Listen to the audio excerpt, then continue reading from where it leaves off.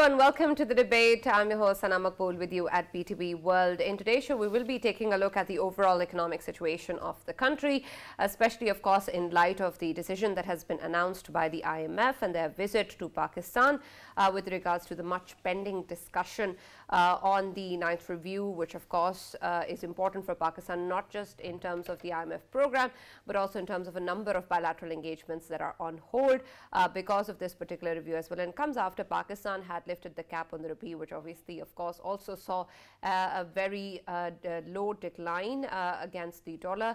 And we also saw that it was trading as high as 268.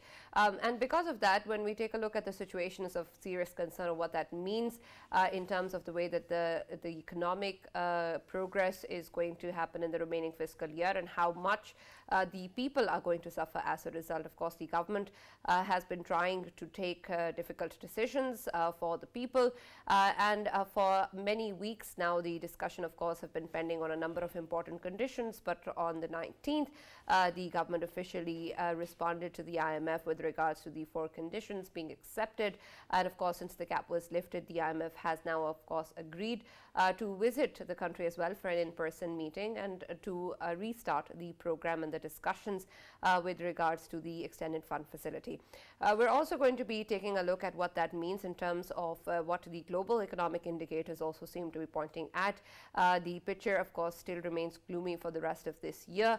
And for Pakistan, in light of the aftermath of the devastating floods in the year 2022, is perhaps far more difficult as well. Put on top of that, the political instability they've been seeing for quite some time now, it becomes perhaps even more difficult to imagine any chances of an ease of suffering of the people at the economic front. Yet, of course, the government is trying its best given the possible scenario and the options available. We also know that earlier the Finance Minister, Ishaq Dar, also addressed a press conference in which he talked about these important decisions taken by the government. He also mentioned the fact that there is, of course, a reason why this country was created and that God is going to look after it as well. And he said that he will and is responsible for its development. He also talked about the previous regime and pointed a number of figures with regards to where Pakistan stands today and what the PTI regime contributed in terms of the current economic condition and what the current government had to inherit because of that, and as a result is still dealing with this difficult situation today.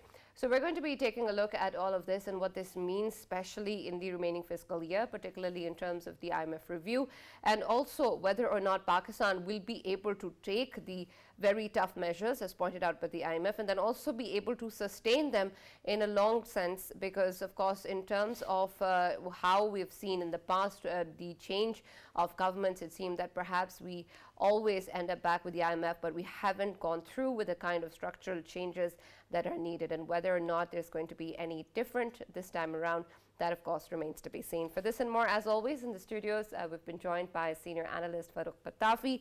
We've also been joined by the Executive Director, Prime Institute, Mr. Ali Salman. And online, we've been joined by Dr. Hakan Najib, who's a former advisor in the Ministry of Finance. Thank you very much, gentlemen, for being a part of the discussion today. Let me start with you, Dr. Hakan. When we take a look at the situation with regards to the economy, of course, we've been hearing a lot of news that doesn't point toward any sort of good reference in terms of where we stand. The foreign reserves, of course, are at all-time low, and there have been serious parallels drawn with other countries who've defaulted, and of course there's a lot of debate going on whether or not that is actually the case even now.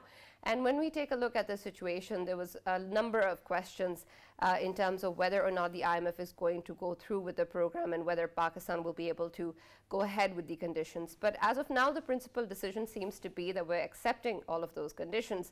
But what do you think this means, especially in terms of the way people will have to deal with these conditions, how the government will be able to protect the poor in the society, and how moving forward we'll be able to sustain these measures? Sana, thank you for having me.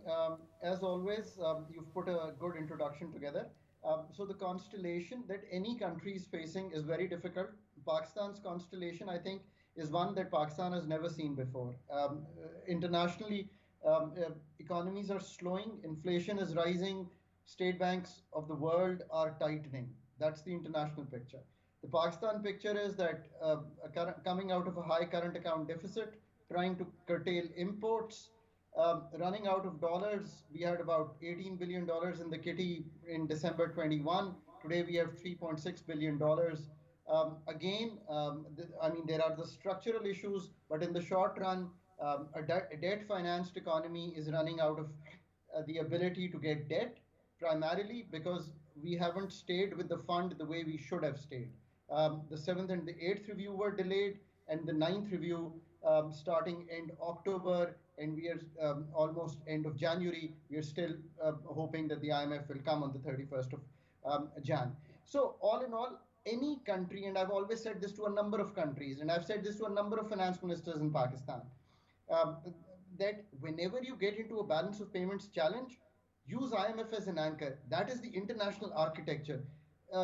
Somehow there is a feeling in Pakistan that this international architecture then puts all these conditionalities. I keep telling all the policy makers in Pakistan, these are not conditionalities put by the IMF. That's a notion, and I hope that you will see an article by me in Dawn tomorrow that this is not a true notion and it has to be understood in a different way. The prices of electricity in Pakistan are not set by IMF. The prices of gas in Pakistan are not set by IMF. They are set by NEPRA and OGRA. All that you are now having to do is to pass on that gas price that was set by OGRA a number of times since September 2020. I, as a policymaker, should have passed it on so that my circular debt in the gas sector should not have been 1600 billion.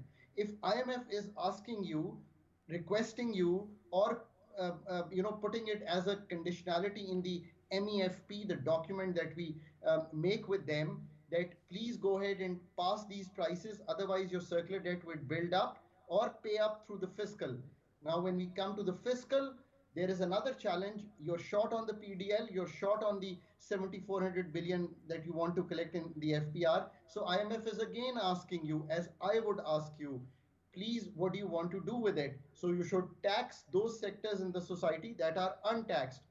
Always remember, Sana, for Pakistan economists also, this is not an IMF program. This is a program of the recipient country supported by the extended fund facility of the IMF. Why do I stress all this? Right now, on the 31st of January, we must all strengthen the hands of the government to go ahead and take the measures that I've just talked about. Also, on the exchange rate, I am happy that the government has moved on in May 19 when we sat with the IMF. I was on the table from the Pakistan side. We came up with the notion that Pakistan should move on a market-based exchange rate. That necessitates that the supply and demand, the fundamentals, and the short-term sentiment must show up in the exchange rate mechanism. And the government rightly, the State Bank of Pakistan rightly, let the exchange rate adjust when we had seen. Look at the loss that you have suffered by not doing this. Your remittances have fallen, your exports have fallen. You have three markets. Whenever I've represented Pakistan in FATF, I've always said there is no black market in Pakistan. We have a regulated exchange market. We have with the exchange companies, and we have the interbank. Today, there is a very, very working black market. So let's get over all this, go with the IMF at $3.6 billion of reserves, and the friends asking us to stay the course with the IMF because that is your international architecture. The short run coming out of the economy in the ICU is the doctor of a last resort, and that's what we should do. The reason I say all these things is that if you don't go this way, yes, there will be a blip on the inflation, because when you change the administered prices, there will be a blip. But if you don't do this, then Sri Lanka and Ghana are seeing 70 to 90% inflation because they delayed. Bangladesh, with a huge reserves, not a balance of payments challenge, but foreseeing the world situation. On 30th of Jan, when the fund has not even arrived in Pakistan, will be going through a board approval. This is the seriousness that we should also show. Any incumbent government should be strengthened to take that decision. Of course, our fundamental issues, structural issues are not going to be solved by going to the IMF. That the nation also has to remember. And let's hope that once we have a long term government, it can also solve those issues after we build up our reserves to a decent level. Right, absolutely, and these are important points, and we'll talk more about that in the coming discussions as well. Mr. Ali, when we take a look at the situation, and if it's as obvious as what Dr. Hakan was pointing towards in terms of the IMF program, giving us that way forward that is needed, there is, of course, a lot of hesitation that we've seen in the past, not just this time around by the Finance Ministry, also in the previous governments as well, or perhaps there is a politicization element involved with accepting the conditions of the IMF as well, and some sort of rebellion against them is perhaps thought to be is encouraged or thought to be something commendable. But if we take a look at the situation right now and the way forward, it seems that it's only laying out a plan that unfortunately is the way forward.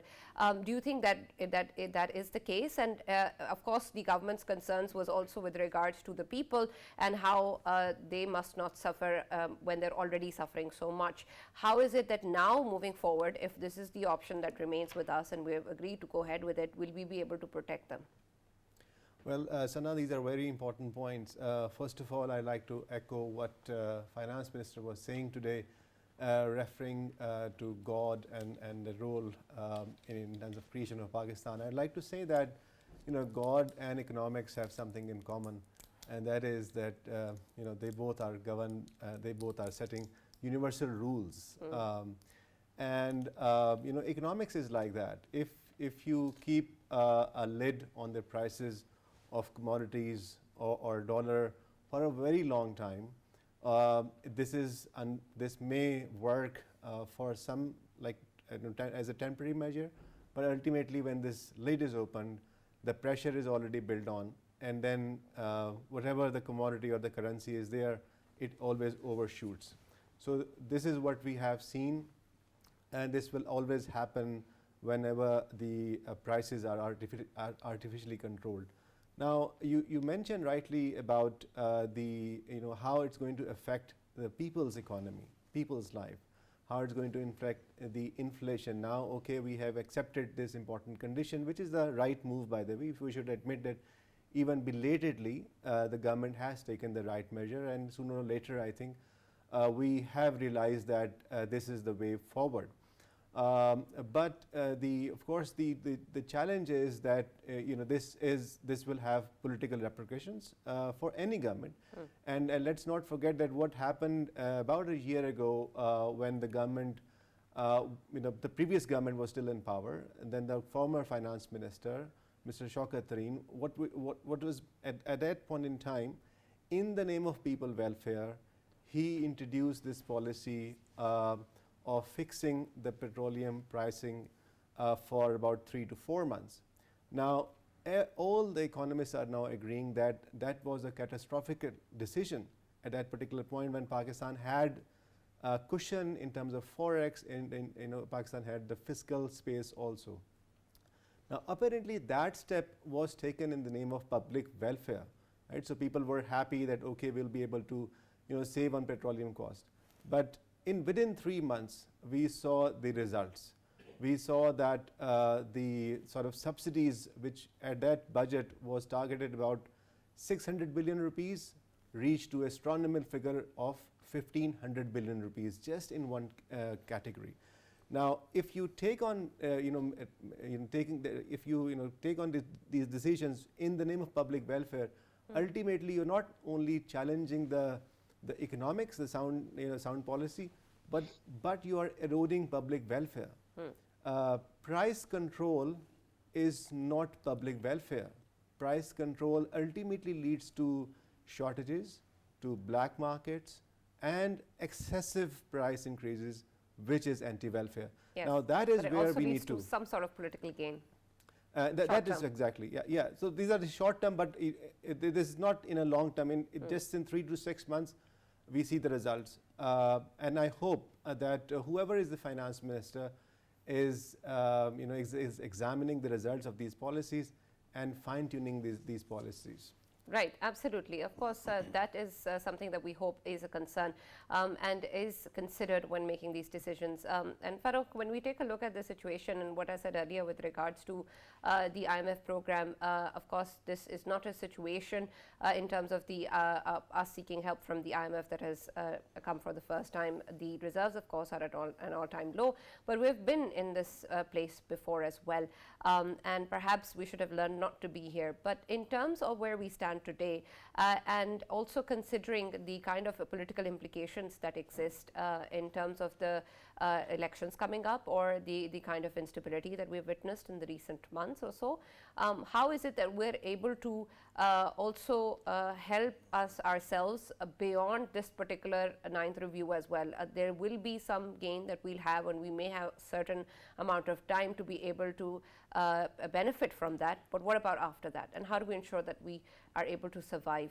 Right, Sana, regarding IMF also, we are hoping that today Prime Minister also spoke, and he said that he is hopeful that Pakistan will be able to return to the ninth review and it will be resumed.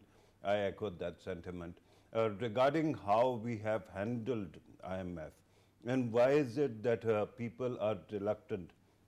Imran Khan Sahab, before coming to power, actually said that he would prefer to take his own life rather than go to IMF. And there is a context to that.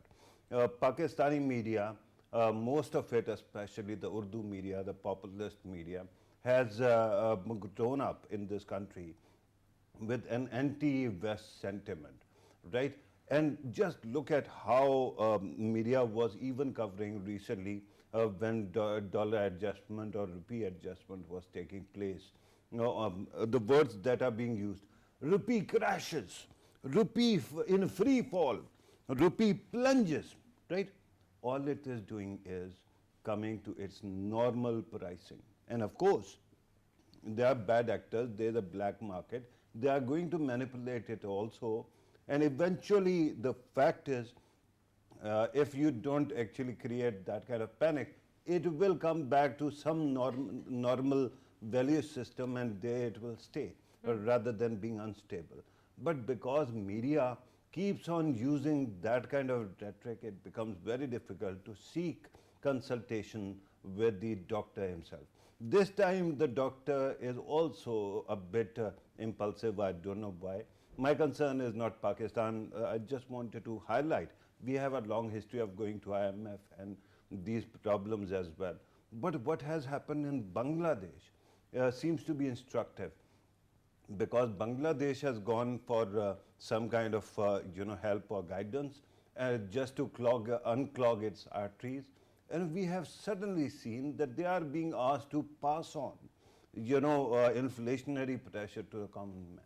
So there is also this narrative which is, of course, because West is at war with Russia, and there seems to be some influence of theirs as well in our discourses. We keep on hearing another voice. That is because the West is spending money, throwing money at Ukraine war, and because of that, inflation keeps on rising. That's why IMF is actually pushing the impact through to the poorer countries. So that kind of a narrative also creates a lot of problem, and that's why there has been a lot of speculation that has gone on. But the good thing is, at this moment, we have decided finally to make amends, to make adjustments, to ensure that all those artificial propping up of rupee versus dollar, or for that matter, offering these humongous subsidies in petrol and gas are counterproductive. So we are going to actually, pass them, and eventually what is going to happen is, if we can, IMF's basic demand is simple. You spend as much as you earn. You spend less than what you earn. That is not what we have been doing. We have been, earning less, spending more. So if we finally adjust, things are going to get better. But I totally agree with both our guests today that in the end we have to go for the structural changes that are needed. The first thing is to get rid of SOEs. power outage that took place a couple of days ago, that is instructive, right? You have to get rid of as many publicly owned companies as possible, because in the end confusion can be is created and things can go awry. And finally, regarding these companies as well, there is a question about ad hocism because of political uncertainty. From debt office to NTDC, there seem to be ad hocism at play. People, their permanent heads are not being appointed. I think it is about time we do that as well, so that we can take decisions, policy decisions, which can then translate into reality. Right. Dr. Haqqan, the structural reforms is also something you pointed out earlier, and is something, again, that we've been hearing for quite some time. But unfortunately, they are easier said than done, and we've seen that the kind of consensus or stability that we have required for these reforms are perhaps not there, or the will to execute them is not there as well. And we haven't seen it in the past, and we haven't seen it yet. So when we talk about this being the absolute need of protecting us from such crisis in the future, and also to help us come out of the current one, how exactly can we count on this even happening, and what sort of factors would you think will enable us to move towards that direction? And also please add to that, since I know that you have less time with us, when we take a look at the situation at the ports as well, there's a huge number of imports, of course, who are waiting there. How do you think that is going to be accounted for, especially given the low foreign reserves that we have, and given the fact that a lot of focus right now is on the 9th review? Is that going to remain as it is, and how will it be factored in the discussion? So I'll take the second question first, because it's the short-term measures that we have to take. Of course, there is stuff at the port, 9,000 containers that are waiting for clearance. They have piled up because we took the import stoppage policy too long. I think it was okay to do it for the first couple of months. I was in support of what we were doing, but I think we also took it too long. I never thought we would not be with the fund. I never thought that the 700 million Chinese money would not come back. The $1.2 billion that UAE commercial banks took away, I thought that would come back. The $2 billion from Saudi Arabia would come back. So I'm going to now think that all these monies are going to pile up in the next 3 months once we get to the fund. So we will ease import restrictions. We will also make sure, as the State Bank is trying to do, that some of these can be taken for a 180-day period. So that's one way to handle. Partly they will be taken over by the exchange rate companies, whatever fund flows are available there. And thirdly, with the new fund flows that I've just pointed to you, had we, Sana, been with the IMF since 1st of November, all these monies would have been there. And actually, I think the pressure that came, I'm going to be on a limb. I don't comment on the exchange rate, but you can understand my concern is so high today on Pakistan that this pressure would have been more orderly, and the levels that we have seen today of 262, I think may have been avoided if our foreign exchange reserves with the kind of monies that I've talked about would have been anywhere at $7, $8, $9 billion. So that's how I think we need to pass this time. Now, Sana, I think one thing Patafi Saab has alluded to is very clear. Our first foremost reform is the energy sector of Pakistan. If we do not disrupt the energy sector in this country, these boards, and I've been on several, I have made several boards, I have gone through the appointment of several CEOs. We just can't do it in the private sector. Just the easiest example I give, just think if we were running the telecom sector of Pakistan, we as mean the government of Pakistan, and there was one PTCL in Pakistan, how difficult would it be to get a connection of whether it's mobile or the other stuff? Do we ever complain about mobile pricing? We don't, because there are a couple of competitors. So energy sector disruption has to be the next 5-year agenda if Pakistan's economy has to be kept alive. And I don't use these fancy words, kept competitive and all.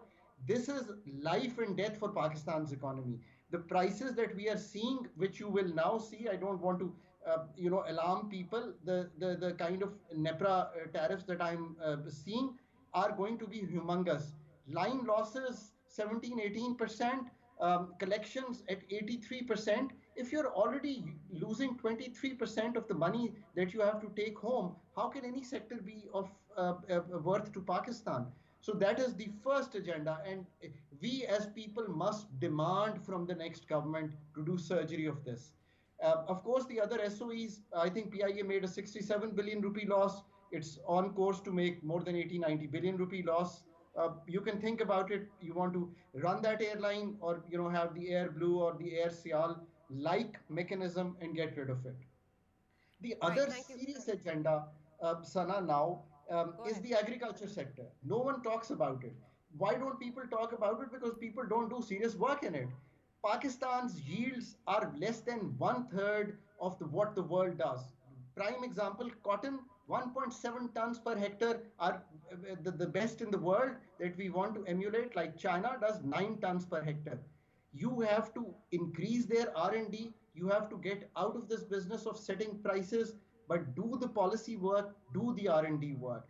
That should be the future.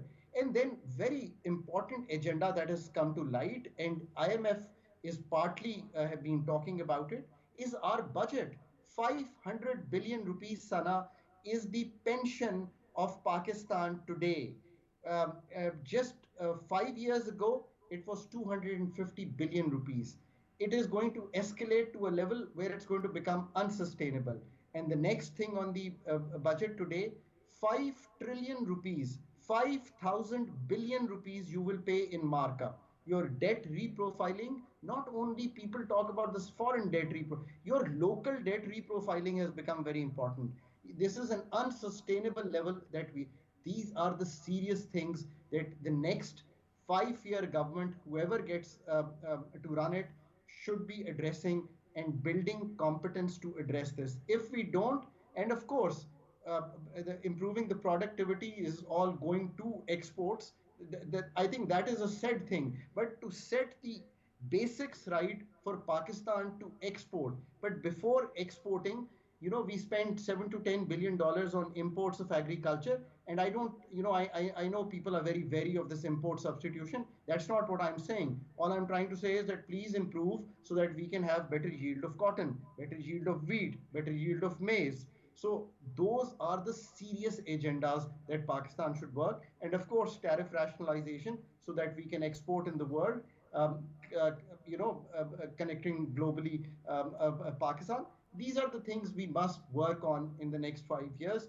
One thing which is very close to my heart, and it's not economic, the social transformation of Pakistan will begin when we believe that we cannot have 55 million people being born every year. Our population growth rate at 2.4% is an unsustainable rate. We must address that. We must address the fact that we do not tax agriculture, we do not tax retail, we don't tax inheritance, we do not tax capital gains properly. Then when we say that there is an elite in Pakistan which is benefiting, this is the way forward for Pakistan to tax those elite, the top 5% of Pakistan, so that everyone in Pakistan benefits.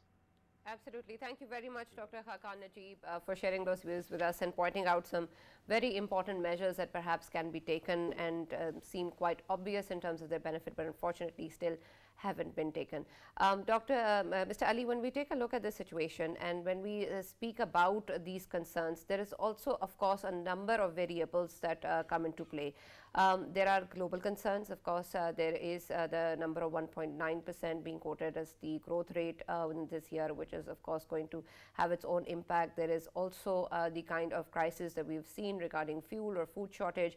There's conflict, there's post-pandemic, a lot of factors that, of course, are not only impacting Pakistan, but the rest of the world as well. And then in Pakistan, of course, there is the huge impact of the recent floods. There is also, as I mentioned earlier, the kind of political instability that we see. And on top of that, there are a lot of concerns, as Dr. Hakan was mentioning, in terms of a drainage on unnecessary, perhaps, factors or factors that could have been avoided, which still continue. And at the same time, there's also a lot of projects that I see that are being perhaps inaugurated or started. There's a development work done. There is also measures taken and spent money on, such as those of solarizations or other factors. And at the same time, when we take a look at all of these decisions, there's also the import of luxury vehicles that we've seen recently as well that has been allowed, while at the same time a number of important imported goods are still at the ports. So I want to understand why and how exactly will these factors be overcome, and whether or not a number of these domestic or international variables are taken into account when we take a look at the IMF review or any of our decisions that we make. And if we take a look at the policy decisions, then how come these factors are being done simultaneously while we're trying to survive? Well, Sana, there's a lot to be covered here. You have touched upon development issues, economic policy issues, and of course the international factors. But I think let's try to prioritize our discussion and agenda here. Now, first of all, we need to acknowledge and admit that we cannot micromanage the economy. We cannot micromanage the markets. While I agreed a lot of points with Dr. Najib was raising earlier, he also mentioned something interesting which caught my attention, that it's okay to control imports for a couple of months, or it was okay. And that is exactly, I think, what then Finance Minister, Mr. Miftah Ismail was thinking, the current Finance Minister was thinking. And you see, if you start playing and micromanaging the economy, it is impossible to know when to leave that decision. So it is important to stick with basic rules, do not intervene in the market forces. Now, what needs to be done here? Now, obviously, some of these issues like state-owned enterprises, privatization, restructuring will take a lot of time. We need to focus, first of all, on the public finance management and on the economy of the federal government itself. And that is where I think the discussion on Charter of Economy becomes quite relevant. And I would like to start from the fiscal side, which is in the hand of the government, which means that we talk about taxes, tax base, and tax gap. So first of all, a basic departure, I would say, from IMF guideline would be eventually to talk about lowering the tax rates, broadening the tax base, and not just being concerned about tax revenue. Now, yes, IMF is talking about increasing revenue, but it is not saying that, okay, we cannot increase our base. We are just thinking about in one direction. So I think that kind of departure is important. Secondly, you rightly mentioned about the public expenditure side, both development and non-development. That has to be significantly cut. We are waiting to hear what the recently constituted committee by the Prime Minister would come up in terms of recommendations. And I think it is important to highlight that one area which is very important, again, the fiscal side, is sort of tax exemptions we are giving. Now, restructuring will take a lot of time, I understand that. But tax exemptions, we are giving away about 25% of our taxes, tax revenue within the formal sector. I'm not counting the informal sector here. I'm not counting the agriculture sector here. Now, even these, the gaps can be plugged by efficient administration of the tax, lowering the tax. I think we can be on our feet in 6 months to a year, and from that we can start rebuilding the economy. Economy will develop. We will come out of this mess. I'm very confident. But the problem is that if the federal government, if the finance ministers of today and tomorrow keep muddling and keep tweaking the economic direction, I think we are going to land into the mess again. So that is a departure that we need, and for that I think it is important to talk about some basic issues, and let the economic growth driven by the market, by the private sector, by the people itself. Right. Farooq, Mr. Ali was mentioning some basic guidelines that perhaps need to be followed irrespective of the situation. How is it that we're able to formulate or identify any such absolute measures that can be taken, or any form of SOPs that can be formulated in terms of what sort of economic conditions the country is facing? For example, even if we look at the decision making by the finance ministry, of course, we saw different decisions or different approaches being taken by the two ministers. And so it wasn't one principal decision that the government or the country had decided to go ahead with, and that leaves us to the mercy of whoever wants to approach a problem in whatever way that they seem best fit. And because of that, of course, the consequences will be different each time. So how do we ensure that there is a certain policy guideline that is being followed? Right, Sana. Regarding Charter of Economy, I don't think it is ever going to fly in Pakistan, because politics in Pakistan actually runs on opportunism, point scoring. So I don't think that all parties are going to sit together and agree in principle on what kind of fiscal policies they are going to go for. Not at all. Not going to happen. But there are few things which can happen. Earlier, you were talking about two ministers actually not seeing eye to eye, and they had different policies, right? You are talking about the Qatari government's two ministers, two finance ministers. So here's the answer, and it goes back to what Ali Salman Saab was saying. Which policy carries today, right? In the end, you had to remove the cap on rupee versus dollar, right? In the end, you had to actually ensure that you have to remove subsidies which are really, really untargeted, right? So there is only one rule of thumb, and that is spend as much as you earn, or at least around that figure. If you are in deficit, you are going to have some consequences which are bad, right? These are very simple things to understand. Secondly, I totally echo your sentiment regarding instability of finance ministry. This habit of changing finance ministers every 5 days, every 10 days, every 2 years is a sad reflection of where we have been in this country, right? Just look at PTI's time. 4 years, 5 finance ministers. This government, 9 months, 2 finance ministers. Caretaker set up 1 finance minister, but the previous government also 2 finance ministers. So you'll have to ensure, at least do one thing. If you're like-minded people, if there are good business community people around, they should individually go to every party and request them, at least this is a good person, appoint him, and keep at it.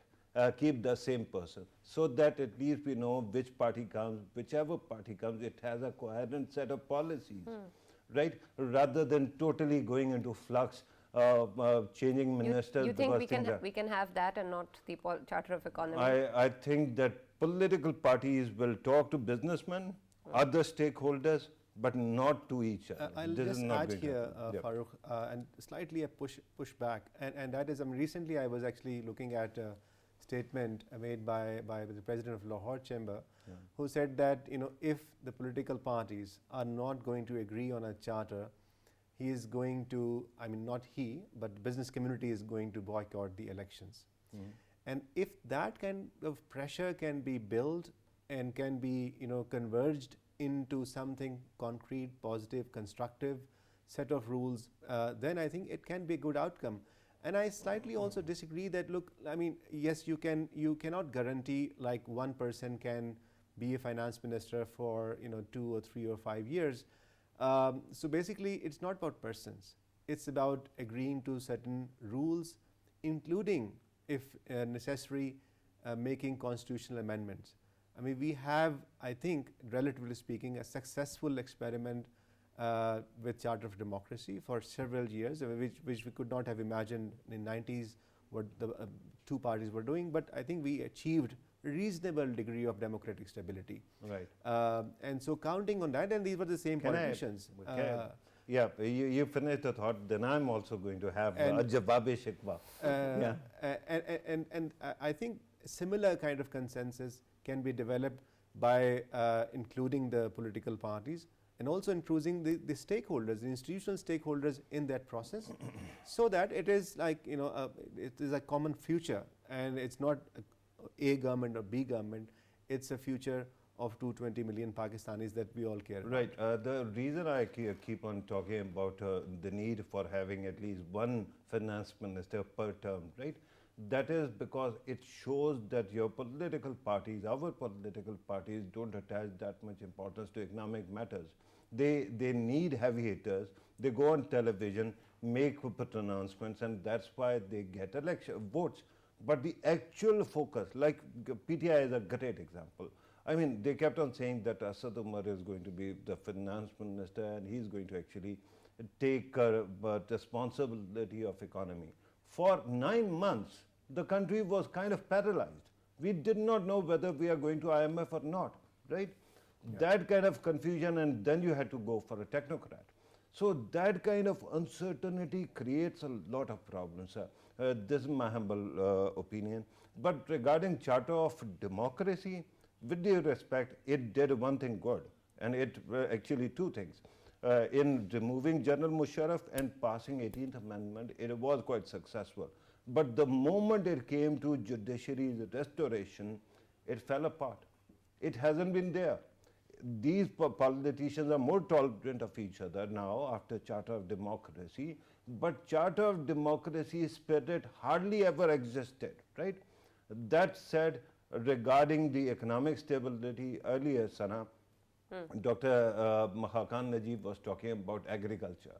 I mean, we have the gall to call ourselves, agricultural economy or agricultural country.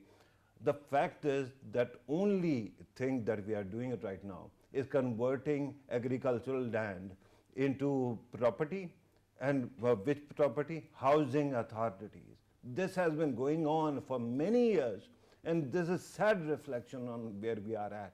Our state keeps on subsidizing our real estate sector. We are becoming a nation of realtors, nothing else. And unfortunately, if you want to depend on exporting, you'll have to stop these subsidies because real estate cannot be exported. These are facts. Regarding how we treat agricultural sector, that is important, because in coming days there is going to be up and down, there is going to be recession, there can be inflation also, or stagflation for that matter. So what we need to do is ensure that our agricultural produce is optimum. That's why we kept on talking about second phase of CPEC, because the Chinese expertise can be instilled here. But before that to happen, we will have to start treating our agriculture sector as a business, not as a pastoral, third worldly kind of affair where you only go for entertainment or where you go to only eat fruits, right? With that, you can take care of a lot of things. But again, if ever there is going to be any charter of economy, the first issue should be SOEs.